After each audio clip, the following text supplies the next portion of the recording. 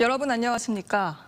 정수기와 비데 같은 경우 한 번에 구매하는 대신 일정 기간 대여료를 내는 렌탈 서비스를 이용하시는 분들 많으실 겁니다. 그런데 어르신들의 경우에는 계약서에서 약정 기간과 비용 등을 찾아보려고 해도 내용도 많고 이 빽빽하게 적신 글씨 때문에 제대로 읽어보는 경우가 많지 않은데요. 이를 위해 한국소비자원과 정수기 10개사가 함께 핵심 약정 설명서를 알기 쉽게 만들었다고 합니다. 양정진 기자입니다. 66살 박 씨는 정수기와 비데, 침대까지 렌탈 제품을 사용하고 있습니다. 초기에 비용이 들지 않고 계약 기간 동안 서비스를 받을 수 있어 렌탈 제품을 쓰는 건데 사용 기간과 이용요금 등 가입 정보가 헷갈려 어려움이 많습니다. 계약서 내용이 너무 방대하다 보니 일일이 찾기 어려워 포기하는 겁니다. 계약 당시만 그거 한번 듣고 그 다음에는 이제 다른데 뭐 책상 서랍이나 이런 데다 그냥 넣어놓죠. 금액이 얼마인지 또 내 계약 기간이 언제까지인지 좀 기억이 안 날 때가 많죠. 실제로 고령 소비자의 90% 이상이 의무 사용 기간과 설치비 발생 여부 등 정확한 계약 내용을 알지 못한다는 조사 결과도 나왔습니다. 한국소비자원은 고령 소비자들이 렌탈 계약의 주요 사항을 한눈에 알아볼 수 있도록 정수기 10개사와 함께 고령자용 핵심 약정 설명서를 제작했습니다.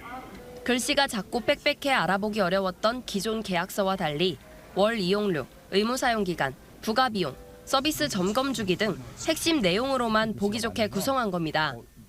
이런 한 장의 요약 설명을 통해서 중점 부분만 한 번 더 찝어줘서 요점 정리가 좀 잘 되어 있어서 고객님들이 조금 더 쉽게 이해하고 저희들도 다가가기가 좋습니다. 전문가들은 이번 조치가 소비자 보호를 위한 첫걸음이라는 평가를 내렸습니다. 소비자들이 계약을 하고 이행하는 것에 대해서 탄탄하게 보장을 해주는 것인데 시니어뿐만 아니라 일반 소비자들로도 확대해서 인지할 수 있게끔 서랍 속 먼지만 쌓인 계약서 대신 한눈에 들어오는 깔끔한 계약서가 고령자를 대상으로 하는 렌탈 시장에 어떤 변화를 이끌어낼지 주목됩니다. TJB 양정진입니다. 오늘 저녁 7시 7분쯤 전북 장수군 북쪽 18km 지점에서 규모 3.5의 지진이 발생해 인근 주민들에게 낙하물로부터 몸을 보호하고 여진에 주의하라는 긴급 재난 문자가 발송됐습니다. 지진 발생 지점과 인접한 충남에선 건물 실내에 있는 사람도 진동을 느끼고 멈춰있는 차도 약간 흔들릴 수 있는 최대 진도 3의 지진이 감지됐습니다. 대전에선 최대 진도 2의 지진이 감지됐으며 지진으로 인한 피해는 발생하지 않았습니다. 산림청은 오늘 오후 2시를 기해 전국의 산사태 위기 경보 수준을 주의에서 관심 단계로 하향 발령했습니다. 이와 함께 산사태 중앙사고수습본부를 산사태 예방지원본부로 전환하고 다음 달 4일까지 산림피해 조사 복구 추진단을 운영합니다. 피해조사 복구 추진단은 집중호우로 인한 산림피해를 면밀히 조사하고 복구 대책을 조속히 마련하는 한편 2차 피해가 발생하지 않도록 응급조치도 벌여나갈 예정입니다. 대전 동구 지역의 수건 사업인 천동중학교 신설이 교육부 중앙투자심사를 통과해 2027년 3월 22개 학급 규모로 개교할 예정입니다. 천동중학교는 대전 천동 4지구에 2024년 3,400여 가구 규모의 3지구 입주가 시작되면 중학교 부재로 인해 학생들의 원거리 통학 문제가 심각해지고 인근 4개 중학교의 학급당 수용 인원 초과 현상도 예상돼 학교 신설 필요성이 제기됐습니다. 이에 따라 지역 정치권이 이를 선거 공약 사업으로 반영하고 주민들도 학교 신설 민원을 제기하면서 대전시 교육청도 교육부 중투심사 의뢰를 결정했습니다. 오늘 오전 10시 50분쯤 천안 동남구 용곡동의 사거리에서 서로 다른 방향으로 직진하던 승용차와 사륜 오토바이가 충돌해 오토바이에 타고 있던 80대 노부부가 숨졌습니다. 경찰은 오토바이의 신호 위반 여부 등을 조사하고 있습니다. 이보다 앞선 오늘 오전 7시 35분쯤엔 청양 대치면의 편도 1차선 도로에서 15톤 화물차와 마주오던 오토바이가 충돌해 70대 오토바이 운전자가 숨졌습니다. 경찰은 화물차와 오토바이 중 어느 한쪽이 중앙선을 침범하며 사고가 난 것으로 보고 있습니다.